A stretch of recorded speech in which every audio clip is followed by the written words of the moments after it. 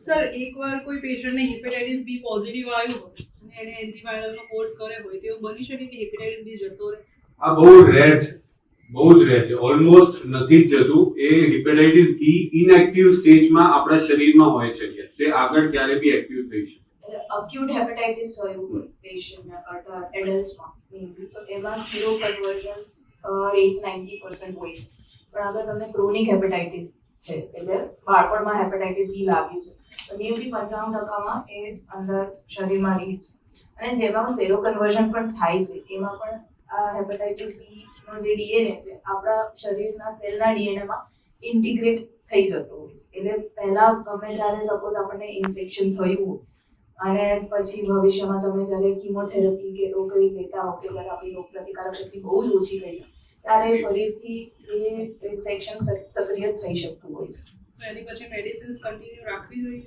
એટલે અક્યુટ હેપેટાઇટિસ અગર 18 વર્ષથી અડલ્ટ્સમાં એટલે 18 વર્ષ પછી તમને અક્યુટ હેપેટાઇટિસ થયું. અક્યુટ એટલે કે તમને ક્યાંય 6 મહિના પહેલા કે લોહી ચડાયું કે ક્યાંય ટેટુ કરાયું કે ક્યાંય ઇન્જેક્શન દવા લીધી અને તમને હેપેટાઇટિસ બી નો અક્યુટ સંક્રમણ થયું છે તો આપણી શરીરની ઇમ્યુનિટી એને 90% કેસીસમાં એ વાયરસને કંટ્રોલમાં કરી દેશે. એટલે આપણે જે એન્ટી-એચપીએસ જે ટાઇટર જોતા હોય છે એ પણ આવી જશે. એટલે આપણા શરીરમાં ઇમ્યુનિટી આવી જતી હોય છે.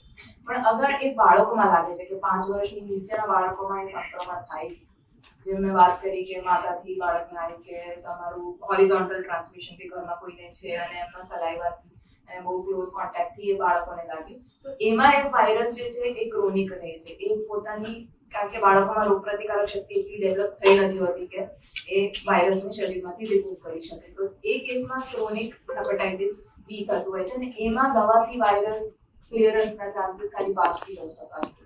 અને આ મીડિયા વાળાઓને તો મીડિયામાંથી જે આપણા છે ત્યારે એમને તો ખ્યાલ જ હશે 2009માં જે મોડાસામાં થયું કે ડોક્ટર્સે કોમન નીડલ્સ વાપરી હતી હેપેટાઇટિસ બી ના પેશન્ટમાં અને એમાંથી 125 લોકોને એક્યુટ હેપેટાઇટિસ બી થયું હતું અને 25 થી 30 લોકો એમાં એક્સપાયર થઈ ગયા.